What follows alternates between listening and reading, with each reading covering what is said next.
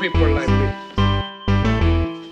You need people like me so you can point your f***ing fingers and say, that's the bad guy.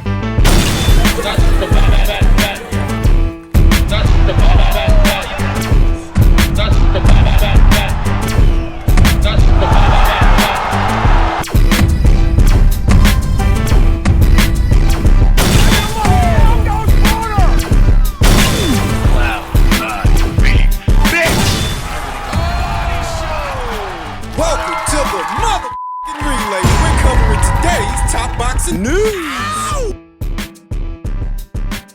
Okay, we'll start with this. A look over at what the former WBO lightweight champion Rhiannon Dixon is up to. It was always a fight with extreme jeopardy for Rhiannon Dixon. Those pre-fight odds always looked a little bit off. Terry Harper, still at an age where her peak should still be ahead of her. Too much was being made of those 3 rounds with Sandy Ryan back in March. Without that fight on her resume, Harper, you'd suspect, would have been the strong betting favorite in September, although you'd also suspect that Dixon's team would have looked elsewhere for a first defense if they hadn't seen Harper staying on her stool after 6 painful and humbling minutes with Sandy Ryan. That, in truth, couldn't have gone any worse for her, for Dixon. In an ideal world, even with that information, Dixon would have still been better served, finding a softer opening defense of her WBO bauble. Ideally, her crowning as a world champion would have also come much later. A fighter still learning her craft after just 9 fights, another couple of learning fights would have completed her fighting apprenticeship. Sometimes you need the rounds and the experience that comes with that extended time in the ring. Dixon fought Harper with just 64 rounds of professional experience behind her. For balance, Harper had almost twice as much ring time and against much tougher opposition. The Denabi fighter had reached 70 professional rounds back in August of 2020 when she fought Natasha Jonas in a brutal fight at the height of the COVID pandemic. But when those world lightweight titles started to splinter last year, the opportunity to become a world champion was just too good to turn down. Opportunities rarely come at the right time. Opportunity knocked. Rhiannon Dixon answered. Nobody can blame her for that. But it's what I'm always telling you. There is winning an alphabet title, and then there's keeping it, which is a lot harder. The win over Karen Elizabeth Carabajal in Manchester last April was hard-earned. A little mid-fight crisis was overcome, a good win, but that showed there was still work to do for the Anthony Crolla-trained protege. The Argentinian was an ideal opponent with or without a world title on the line. The world title added some shine to the resume of Dixon, a glint of gold that was perhaps beyond even the most wildest of her ambitions when she turned professional in 2019. But that 10-round points win effectively ended her boxing apprenticeship. Prematurely, some might say, because you know how it goes. Once you win an alphabet title, irrespective of your background, the training wheels come off. Now you're a world champion. The perfect world that doesn't exist could still have afforded a couple of softer options so she could fully graduate, but that world title propelled her into a world she wasn't quite ready for. Without any amateur experience whatsoever and only a handful of fights on the unlicensed white-collar circuit, Dixon still needed a little refining. It's extremely difficult to do that with a world title around your waist, especially on her side of the sport. You either move quickly or you don't move at all. Even more so in 2024. Very much a year of stagnation for women's boxing. How do you figure that? You know, I keep seeing people say that last year wasn't a good year for women in the sport, like there were no big women's boxing matches. Mayer versus Jonas, Mayer versus Ryan, Estrada versus Valle for undisputed, Fundora versus Alanis for undisputed. If you think it was a stagnant year, you just weren't paying attention. Harper versus Dixon. The fight with Terry Harper was always a roll of the dice, a gamble that seemed, though the odds were greatly in favor of the Warrington fighter, but it still looked as though all concerned were banking that Harper was indeed on the slide. In fairness, that was how it looked. But on the decline or not, with another fight or two under her belt, Dixon would have been far better placed to beat an opponent who was so much more experienced than she was, and several levels above any fighter that Dixon had previously faced. By the way, That's not a criticism of the matchmaking because it was most certainly a risk worth taking, but it was a gamble nonetheless. It was always going to be a case of who was catching who at the right time. The fight with the now 3-weight world champion just came a little too soon for Rhiannon Dixon. It was eerily similar to what Harper herself experienced at the hands of a perceived washed-up Natasha Jonas back there in 2020. 2025 now looks very different for Dixon. The loss to Harper has pushed the former white-collar fighter back into the mix. Ideally, a couple of fights with fighters just below the elite of her division before another assault on a world title comes her way. Karabahal was perfect for her. A fight or two with someone similar and a little better would have given Dixon what she lacked against Harper. Dixon was far from disgraced against Harper. Experience was the key. Harper had it. Dixon didn't. The fine margins that are often the difference between winning and losing. Dixon would have learned far more against Terri Harper than she would have against her previous 10 opponents put together. Enough to reverse what happened in September if the two should meet again this year. Quite possibly. Win or learn, as they say. Rhiannon Dixon would have learned plenty from her first professional loss. Despite that defeat to Harper, the story of Rhiannon Dixon is still one of success. And crucially, there is hope for more. One defeat doesn't define a career. In this case, it could make it. A new beginning for a fighter who's defied all realistic expectations of her.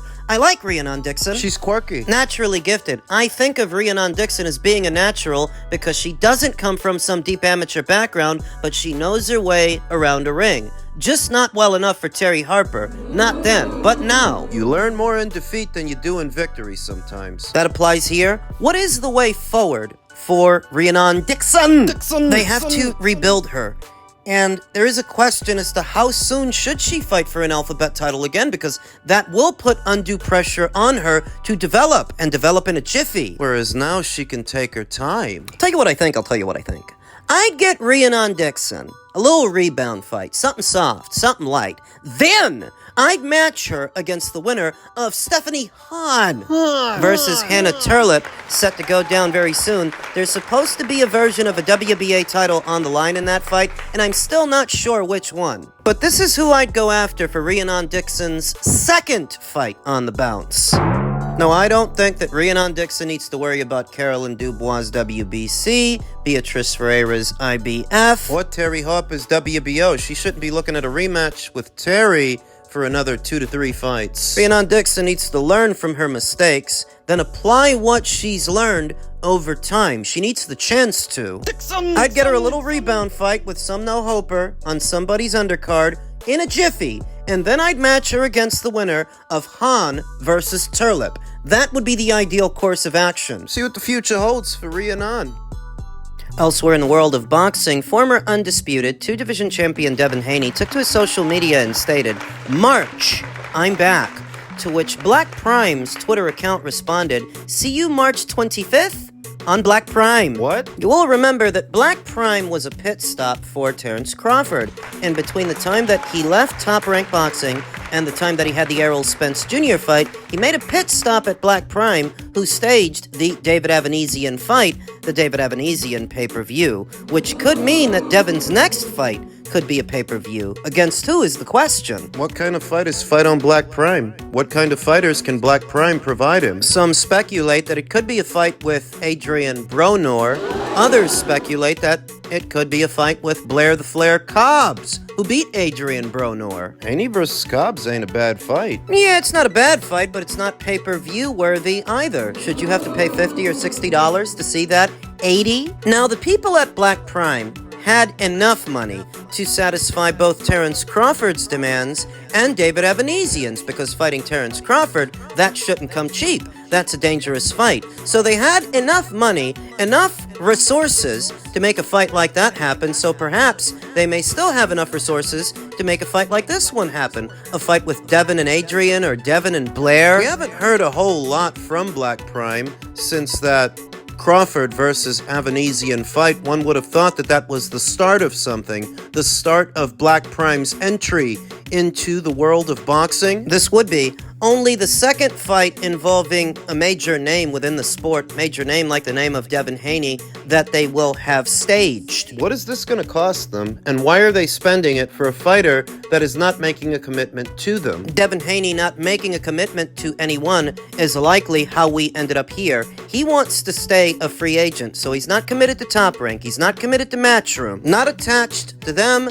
not attached to anyone. Thus, he is free to go wherever he wants to go, and I guess he wanted to go to Black Prime, at least momentarily. Why? Likely because he wants to bill his next fight as a pay-per-view. What is the appeal of pay-per-view to a boxer like Devon Haney? Imaginary money is the short answer. What? They'll give him a decent guarantee. An exact number, I'm not sure, but they'll give him a decent guarantee, and he still gets the opportunity to box on pay-per-view for imaginary money, because what they figure is with the guarantee, Plus the upside. they can make a killing. They can make a pretty penny, but it's theoretical. That's assuming there even is an upside. Most boxing fans are not familiar with Black Prime. They don't get their boxing fix from Black Prime, and even if they were familiar with the platform, purchasing a pay-per-view all depends on who you're fighting. So who are you going to be fighting on Black Prime? That anybody should buy it.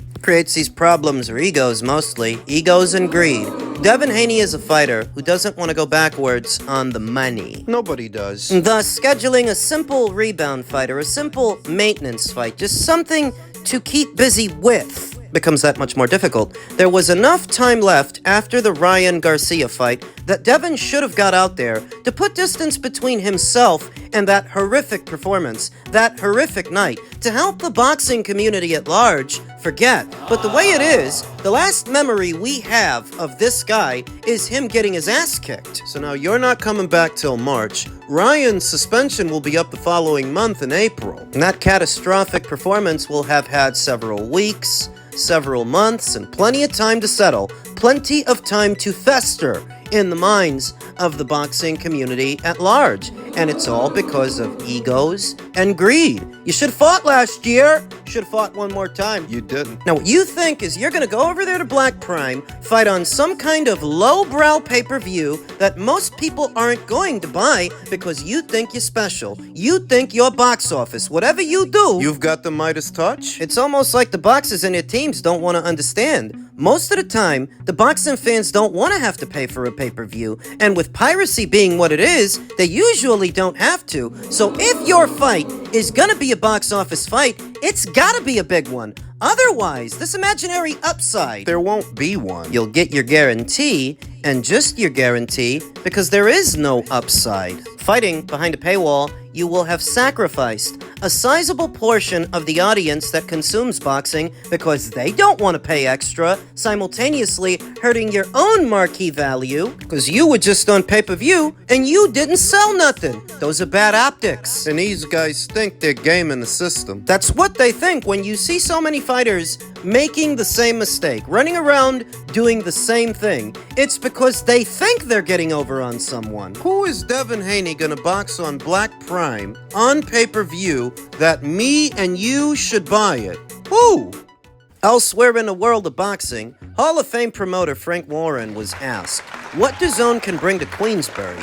He said, I think we're looking to expand our horizons. I used to do a lot of shows around the world. We made a conscientious decision a few years ago to focus on what we're doing with TNT, a British broadcast. Our next challenge is to get back to what we were doing in the past, and that will be putting on big shows in the UK and around the world. It is less than 3 months until Queensbury joins DAZN, and I'm excited. One might feel so inclined to ask, why would an American be so excited over what a British promoter is doing? Why is that exciting? Well, British boxing affords a boxing fan a chance to watch boxing at a reasonable time of day. Obviously, the fights have to be good. And the fights are, but it's not just the quality of the content, but when you get to consume it, because oftentimes here in America, with American promoters, Top Rank especially, the cards run too long and run too late. Consider that Jaime Munguia's shock upset loss to Sriracha That happened at around 1 in the morning. If you were on the East Coast. And you were watching that show, you'll know that those guys didn't make their ring walks until sometime after 12, and they were still fighting at like 1 in the morning. That's far too late to consume a boxing match when you consider that the demo for a boxing fan is anywhere in between age 25 and 50. 1 a.m. is late. For a boxing match it is. Whereas with a British show and a British promoter, you're talking about a card that primarily starts at around 3 in the afternoon on the East Coast and wraps anywhere in between 6 and 7 p.m. That is ideal. That's perfect. And with Queensbury fast becoming the home of the heavyweights, consider who they have in their heavyweight stable. Fabio Wortley, Moses Atelma, David Adilier, Zile Zhang. fan favorites like Derek Chisora and Tyson Fury, if he decides to stick around in whatever he decides to do moving forward. Queensbury is fast becoming the home of the heavyweights, not even counting what other fighters they have in their stable, and that they'll be working with Matchroom. They're not competing for the same slots anymore, not if they're both on the same platform. So the way that breaks down, one weekend you're going to get a Matchroom show, the next one you're going to get a Queensbury show. I imagine that Eddie and Frank and the people at DAZN are sitting down mapping out the next few months and how they're going to structure their schedule so that they can provide a steady stream of content to all those DAZN subscribers, the ones in the UK and the ones in the United States and anywhere else. All those territories where DAZN is available to where they're not competing for the same slots anymore and you don't have to divide your attention. So if Queensbury's doing a show in the UK in the afternoon, that could be the lead-in for a Matchroom show that's happening in America. Or Golden Boy. If Matchroom is doing a show in the UK one weekend, the next weekend you might get a Queensbury show, and they can tag team the boxing fans that way, productively, to where everybody wins and you're shelling out a steady stream of content. Frank is talking about expanding their horizons. Not just doing shows in the UK anymore, but doing shows around the world. I believe that will require Frank's stable to become a bit more international. One can interpret their recent signing of that Ukrainian heavyweight or Brandon Lee, unbeaten up-and-comer Brandon Lee from America, as the first signs. A first step in that direction, making the stable a bit more international in order to do shows outside of the United Kingdom, and we'll see if they can. As well as talks for another installment of the Matchroom versus Queensbury tournament. We know that Queensbury was on the much better end of that tournament the first time out. Will Matchroom have better luck next time? Something else to tune in and see. I feel like right now, boxing needs this kind of bipartisanship,